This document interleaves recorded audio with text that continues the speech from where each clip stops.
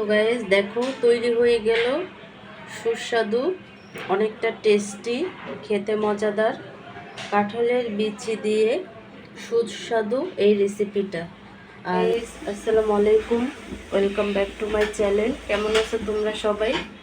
আশা করি ভালো আছো, আল্লাহর রহমতে আমি অনেক ভালো আছি। তো গাইস তোমাদের মাঝে আরেকটি রেসিপি নিয়ে চলে আসলাম। তো আজকে কি রেসিপি তোমাদের সাথে শেয়ার করব। তো গাইস দেখতেই পাচ্ছ এখানে আমি কাঁঠালের বিচি পরিষ্কার করে ধুয়ে তারপরে চুলায় বসাইছি, ছোট ছোট কিপ করে কেটে নিছি, দেখতেই পাচ্ছ। তো এই কাঁঠালের বিচি দিয়ে আজকে একটি রেসিপি তৈরি করব, সেটাই তোমাদের সাথে শেয়ার করব। তো এখানে আমি দিয়ে দিচ্ছি শুকনো মরিচের গুঁড়া, আর দিয়ে দিচ্ছি সামান্য একটু আদা রসুন,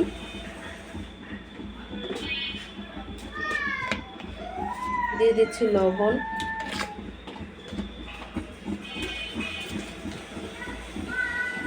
দিয়ে দিচ্ছি হলুদের গুঁড়া,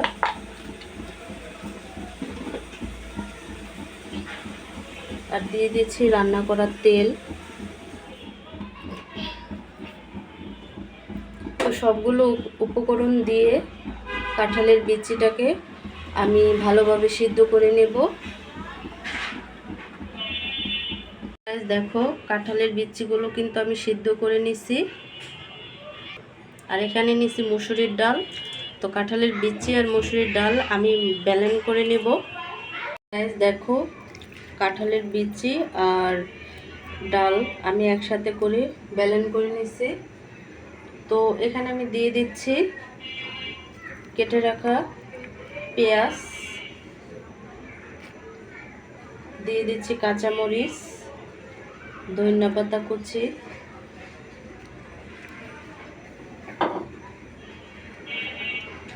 আর দিয়ে দিচ্ছি স্বাদ মতো লবণ। ঝালটা কিন্তু তোমাদের অনুযায়ী তোমরা দিবে, যে যেমন ঝাল খাও তেমন ঝাল দিবে। দিয়ে দিচ্ছি চাট মশলা, দিয়ে দিচ্ছি সাদা গোলমরিচের গুঁড়ো। আমি কিন্তু ঝাল হওয়ার জন্য দিচ্ছি, একটু ঝালটা একটু বেশি হলে ভালো হবে।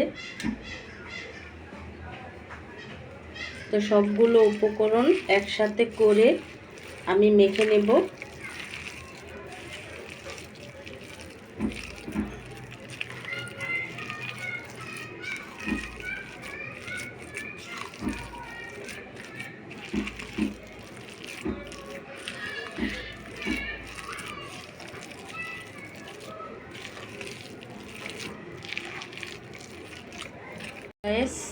আমি টিকাগুলোর একটা সাইজ করে নেব, আর কি যে কোনো একটা ডিজাইন দিয়ে নেব, শেপ দিয়ে তৈরি করতে পারো। তো আমি অনেকটা গোল করে টিকার একটা সাইজ দিব।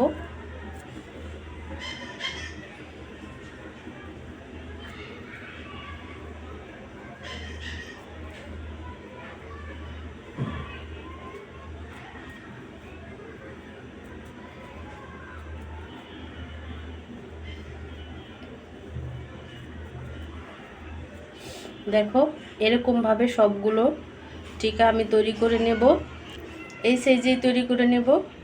দেখো সবগুলো চপ বা টিকা আমি তৈরি করে নিছি।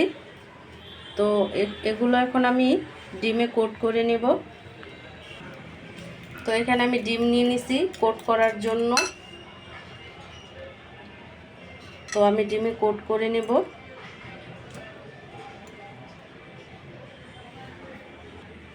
তারপর ব্রেড ক্রামে গড়িয়ে নেব।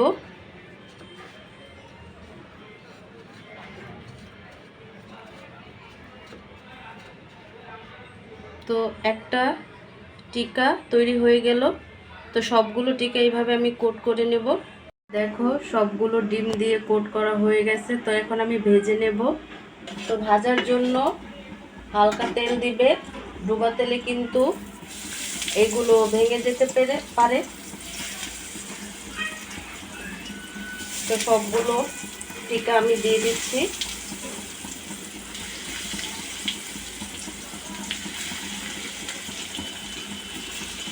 তো গাইস দেখো টিকাগুলো ভাজা হয়ে গেছে, একেবারে লাল লাল করে ভেজে নিছি, দেখতেই পাচ্ছ কালারটা।